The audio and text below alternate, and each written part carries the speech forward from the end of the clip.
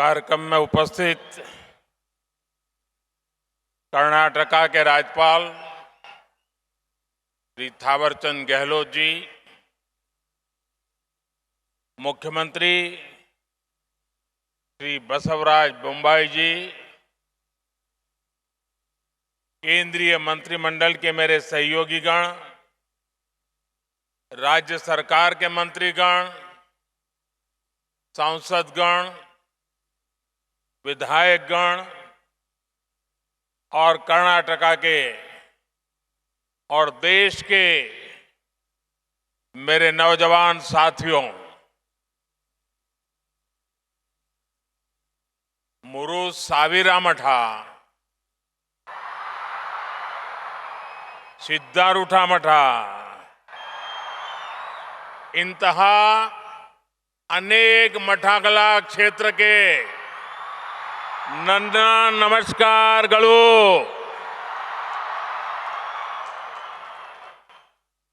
ರಾಣಿ ಚೆನ್ನಮ್ಮನ ನಾಡು, ಸಂಗೊಳ್ಳಿ ರಾಯಣ್ಣನ ಬಿಡು,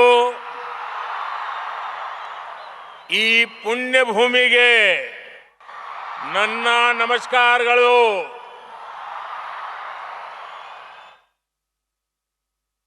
कर्नाटका का ये क्षेत्र अपनी परंपरा, संस्कृति और ज्ञान के लिए प्रसिद्ध है। यहां की अनेक विभूतियों को ज्ञानपीठ पुरस्कार से सम्मानित किया गया है। इस क्षेत्र ने देश को एक से बढ़कर एक महान संगीतकार दिए हैं। पंडित कुमार गंधर्व, पंडित बसवराज राजगुरु, पंडित मल्लिकार्जुन मानसोर, भारत रत्न पंडित भीमसेन जोशी और पंडिता गंगूबाई हंगल जी को मैं आज हुबली की धरती पर आकर नमन करते हुए अपनी श्रद्धांजलि देता हूं। साथियों, साल 2023 में राष्ट्रीय युवा दिवस का ये दिन बहुत विशेष है। एक और ये ऊर्जा महोत्सव और दूसरी ओर आजादी का अमृत महोत्सव। उठो, जागो और लक्ष्य से पहले मत रुको।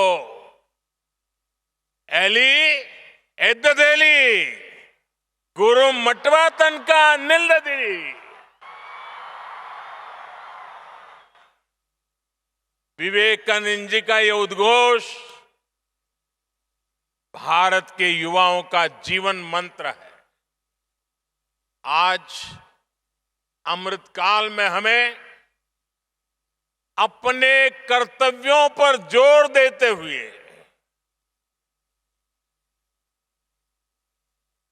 अपने कर्तव्यों को समझते हुए देश को आगे बढ़ाना है। और इसमें भारत के युवाओं के सामने स्वामी विवेकानंद जी की बड़ी प्रेरणा है। मैं इस अवसर पर स्वामी विवेकानंद जी के चरणों में नमन करता हूं। अभी कुछ दिन ही पहले कर्नाटका की धरती के एक और महान संत श्री सिद्धेश्वर स्वामी जी का देहावसान हुआ है। मैं सिद्धेश्वर स्वामी जी को भी आदरपूर्वक श्रद्धांजलि अर्पित करता हूं। साथियों, स्वामी विवेकानंद जी का कर्नाटका से अद्भुत रिश्ता था। उन्होंने अपने जीवन काल में कर्नाटका और इस क्षेत्र की कई यात्राएं की थी। बंगलुरु जाते समय वो हुबली, धारवाड़ भी आए थे। इन यात्राओं ने उनके जीवन को एक नई दिशा दी थी। मैसूरू के महाराजा भी उन लोगों में से एक थे जिन्होंने स्वामी विवेकानंद जी को शिकागो यात्रा में उनकी मदद की थी। स्वामी जी का भारत भ्रमण इस बात का भी प्रमाण है कि कितनी ही सदियों से हमारी चेतना एक थी। एक राष्ट्र के रूप में हमारी आत्मा एक थी। ये एक भारत श्रेष्ठ भारत की भावना का अमर उदाहरण है। इसी भावना को अमृत काल में देश नए संकल्पों के साथ आगे बढ़ा रहा है। साथियों, स्वामी विवेकानंद जी कहते थे कि जब युवा ऊर्जा हो, जब युवा शक्ति हो, तो भविष्य का निर्माण करना, राष्ट्र का निर्माण करना उतना ही आसान होता है। कर्नाटका की इस धरती ने खुद ऐसी कितनी ही महान विभूतियां दी है जिन्होंने अपने कर्तव्यों को सर्वोपरि रखा। बेहद कम उम्र में असाधारण काम किए। कित्तूर की रानी चेन्नम्मा देश की अग्रणी महिला स्वतंत्रता सेनानियों में से एक थी। उन्होंने सबसे मुश्किल समय में भी आजादी की लड़ाई को नेतृत्व दिया। रानी चेन्नम्मा की ही सेना में उनकी साथी संगोली रायण्णा, ऐसे वीर योद्धा भी जिनके शौर्य ने ब्रिटिश सेना का हौसला तोड़ दिया था। इसी धरती के नारायण महादेव डोनी मात्र 14 साल की उम्र में देश के लिए बलिदान देने वाले शहीद बने थे। युवा की जीवटता क्या होती है, उसके हौसले कैसे मौत को भी मात दे सकते हैं, ये कर्नाटका के सपूत लांस नायक हनुमन थप्पा खोप्पड़ ने सियाचिन के पहाड़ों में दिखा दिया था। -55 डिग्री तापमान में भी वो 6 दिन तक मौत से मुकाबला करते रहे थे और वहां से जिंदा निकल करके आए थे। ये सामर्थ्य केवल शौर्य तक ही सीमित नहीं है। आप देखिए, श्री विश्वेश्वरैया जी ने इंजीनियरिंग में अपना लोहा मनवाकर ये साबित किया कि युवा प्रतिभा किसी एक दायरे में बंधी नहीं होती है। इसी तरह देश के अलग अलग हिस्सों में हमारे युवाओं की प्रतिभा और क्षमता एक से एक कल्पनातीत, अविश्वसनीय उदाहरणों का अंबार लगा हुआ है। आज भी मैथ से लेकर के साइंस तक जब दुनिया के मंचों पर प्रतियोगिताएं होती हैं, तो भारतीय युवाओं की काबिलियत विश्व को विस्मित कर देती है। साथियों, अलग अलग कालखंड में किसी भी राष्ट्र की प्राथमिकताएं बदलती है, उसके लक्ष्य बदलते हैं। आज 21वीं सदी के जिस पड़ाव पर हम भारतीय पहुंचे हैं, हमारा भारत पहुंचा है, वो उपयुक्त समय सदियों के बाद आया है। और इसकी सबसे बड़ी वजह है भारत का ये युवा सामर्थ्य, ये युवा शक्ति। आज भारत एक युवा देश है। दुनिया की बड़ी युवा आबादी हमारे देश में है, हिंदुस्तान में है। युवा शक्ति is the driving force of India's journey.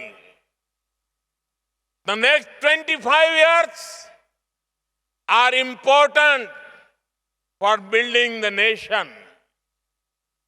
Yuva Shakti's dreams decide India's direction. Yuva Shakti's aspirations decide India's destination. Yuva Shakti's passion decides India's path.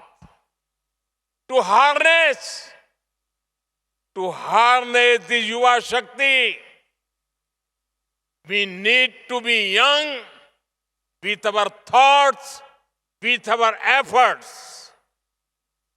To be young is to be dynamic in our efforts. To be young is to be panoramic in our perspective. To be young is to be pragmatic. Friends, if the world looks to us for solutions, it is because of the dedication of our Amrit generation. आज जब दुनिया भारत की तरफ इतनी उम्मीदों की नजर से देख रही है, तो इसके पीछे आप सभी मेरे युवा साथी हैं। आज हम दुनिया में 5वें नंबर की अर्थव्यवस्था है और हमारा लक्ष्य है कि हम इसे टॉप 3 में लेकर के जाएं। देश की ये इकोनॉमिक ग्रोथ हमारे युवाओं के लिए अपार अवसर लेकर आएगी। आज हम कृषि के क्षेत्र में दुनिया की अग्रणी ताकत है। कृषि के क्षेत्र में टेक्नोलॉजी और इनोवेशन से एक नया रिवॉल्यूशन आने वाला है। इसमें युवाओं के लिए नए अवसर पैदा होंगे, नई ऊंचाइयों पर जाने के नए रास्ते खुलेंगे। स्पोर्ट्स के क्षेत्र में भी आज भारत दुनिया की एक बड़ी पावर बनने की तरफ अग्रसर हो रहा है। ये भारत के युवाओं के सामर्थ्य के कारण ही संभव हो पा रहा है। आज गांव हो, शहर हो या कस्बा, हर जगह उफान पर है युवाओं का जज्बा। आज आप इन बदलावों के साक्षी बन रहे हैं। कल आप इसकी ताकत से फ्यूचर लीडर बनेंगे। Friends, this is a special time in history.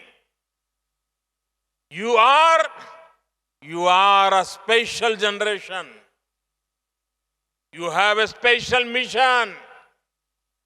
This is the mission of making an impact for India on the global scene. For every mission, a foundation is needed. Whether it is economy or education, sports or startups, skill development or digitalization, in every domain, a strong foundation has been laid in the last 8-9 years. The runway is ready. The runway is ready for your takeoff. Today, there is a great optimism in the world towards India and its youth. This optimism is about you. This optimism is because of you. And this optimism is for you. Today, there are global voices saying this century is India's century. It is your century. The century of India's youth. There are global surveys saying majority of the big investors want to invest in India. These investors want to invest in you, India's youth. Indian startups are getting record investments. Many global companies are setting up manufacturing plants to make in India. From toys to tourism, defense to digital, India is making headlines across the world. So, this is a historic time when optimism and opportunity are coming together. साथियों, हमारे देश में हमेशा से नारी शक्ति को और नारी शक्ति ने राष्ट्र शक्ति को जागृत रखने, राष्ट्र शक्ति को बढ़ाने का काम किया है। अब आजादी के इस अमृत काल में महिलाएं, हमारी बेटियां और नए नए पराक्रम करके दिखा रही है। भारत की महिलाएं आज फाइटर जेट्स उड़ा रही है, सेना में कॉम्बेटिव रोल्स में शामिल हो रही है। साइंस, टेक्नोलॉजी, स्पेस, स्पोर्ट्स, ऐसे हर क्षेत्र में हमारी बेटियां बुलंदियां छू रही है। ये उद्घोष है कि भारत अब पूरी शक्ति से अपने लक्ष्यांकों की ओर बढ़ रहा है। साथियों, हमें 21वीं सदी को भारत की सदी बनाना है और इसलिए ये जरूरी है कि हम वर्तमान से 10 कदम आगे की सोचें। हमारी सोच फ्यूचरिस्टिक हो, हमारी अप्रोच फ्यूचरिस्टिक हो। ये जरूरी है कि युवा आकांक्षाओं की पूर्ति के लिए आप पॉजिटिव डिसरप्शन करें, विश्व के आधुनिक देशों से भी आगे चले।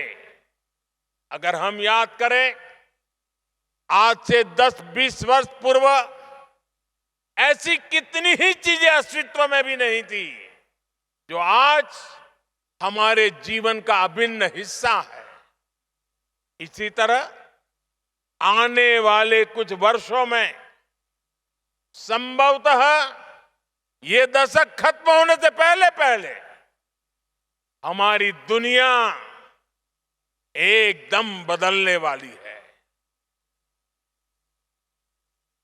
Artificial intelligence, machine learning, internet of things और AR/VR जैसी इमर्जिंग टेक्नोलॉजी एक नए स्वरूप में इवॉल्व हो चुकी होंगी।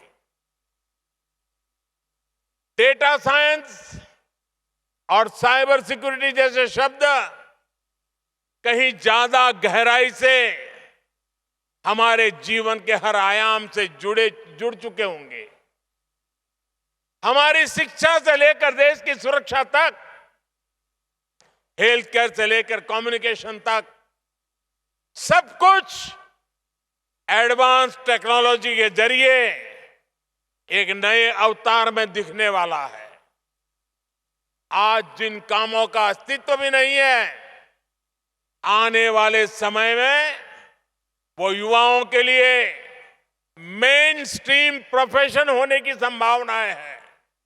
इसलिए ये जरूरी है कि हमारे युवा फ्यूचर स्किल्स के लिए खुद को तैयार करें।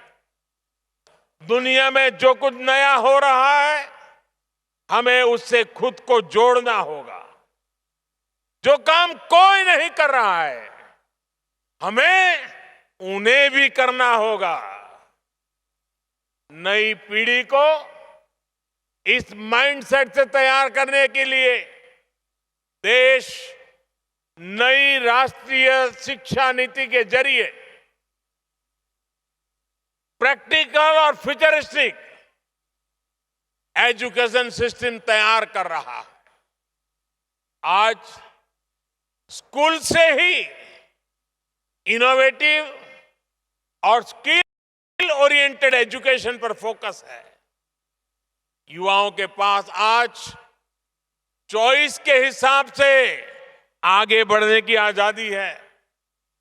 ये बुनियाद भविष्य के भारत का निर्माण करने वाले फ्यूचर रेडी युवाओं को तैयार करेगी। साथियों, आज इस तेजी से बदलते विश्व में स्वामी विवेकानंद जी दो संदेश हर युवा के जीवन का हिस्सा होने चाहिए। ये दो संदेश हैं, इंस्टीट्यूशंस और इनोवेशन। इंस्टीट्यूशन तब बनता है जब हम अपने विचार को विस्तार देते हैं, टीम स्पिरिट से काम करते हैं। आज हर युवा को चाहिए कि वो अपनी इंडिविजुअल सक्सेस को टीम सक्सेस के रूप में विस्तार दे। यही टीम स्पिरिट टीम इंडिया के रूप में विकसित भारत को आगे ले जाएगा। मेरे युवा साथियों, आपको स्वामी विवेकानंद की एक और बात याद रखनी है। इनोवेशन के लिए भी स्वामी विवेकानंद जी कहते थे, हर काम को 3 चरणों से गुजरना पड़ता है: उपहास, विरोध और स्वीकृति। और अगर इनोवेशन को एक लाइन में परिभाषित करना है तो वो यही है। उदाहरण के लिए, कुछ साल पहले देश में डिजिटल पेमेंट की शुरुआत हुई थी, तो कुछ लोगों ने इसका खूब मजाक उड़ाया था। स्वच्छ भारत अभियान शुरू हुआ तो भी इन लोगों ने कहा कि ये सब भारत में चलने वाला नहीं है। देश गरीबों के लिए बैंकों में जनधन खाते खुलवा रहा था, योजना लेकर आया, उसका भी मजाक उड़ाया। कोविड के समय हमारे वैज्ञानिक स्वदेशी वैक्सीन लेकर आए तो उसका भी उपहास किया गया कि ये काम भी करेगा या नहीं। लेकिन अब देखिए, आज भारत डिजिटल पेमेंट में वर्ल्ड लीडर है। आज जनधन खाते हमारी इकोनॉमी की एक बड़ी ताकत है। वैक्सीन के क्षेत्र में भारत की उपलब्धि की दुनिया में चर्चा हो रही है। इसलिए आप युवाओं के पास अगर कोई नया आइडिया है तो याद रखें कि आपका उपहास हो सकता है, विरोध हो सकता है, लेकिन अगर अपने आइडिया पर आपको यकीन है तो उस पर टिके रहिए, उस पर भरोसा बनाए रखिए। आपकी सफलता मजाक बनाने वालों की सोच से कहीं बड़ी साबित होगी। साथियों, युवाओं को साथ लेकर आज देश में लगातार कुछ न कुछ नए प्रयास और नए प्रयोग हो रहे हैं। इसी कड़ी में नेशनल यूथ फेस्टिवल में भी देश के अलग अलग राज्यों के युवा विभिन्न प्रतियोगिताओं में हिस्सा लेने के लिए जुटे हैं। ये कुछ कॉम्पिटिटिव और कोऑपरेटिव फेडरलिज्म की तरह है। क्या अलग अलग राज्यों के युवा स्वस्थ प्रतिस्पर्धा की भावना लेकर अपने कौशल का प्रदर्शन करने आए हैं। यहां ये ज्यादा महत्वपूर्ण नहीं है कि कौन जीता, क्योंकि हर स्थिति में जीत भारत की होगी। क्योंकि यूथ फेस्टिवल में हमारे युवाओं का टैलेंट निखर कर सामने आएगा। आप यहां एक दूसरे से कंपटीशन करने के साथ साथ एक दूसरे के साथ कोऑपरेट भी करेंगे। इसलिए तो कहा जाता है कि कंपटीशन तभी हो सकता है जब उसमें भाग लेने वाले एक नियम को पालन करवाने में एक दूसरे का सहयोग करें। हमें कंपटीशन और कोऑपरेशन की स्पिरिट को लगातार आगे बढ़ाना है। हमें हमारे हर लक्ष्य में ये सोचना है कि हमारी इस सफलता से देश कहां पहुंचेगा। आज देश का लक्ष्य है विकसित भारत, सशक्त भारत। हमें विकसित भारत के सपने को पूरा किए बिना न रुकना है, न विराम करना है। मुझे विश्वास है हर युवा इस सपने को अपना सपना बनाएगा। अपने कंधों पर देश की ये जिम्मेदारी लेगा। इसी विश्वास के साथ आप सभी को एक बार फिर बहुत बहुत धन्यवाद, बहुत बहुत शुभकामनाएं।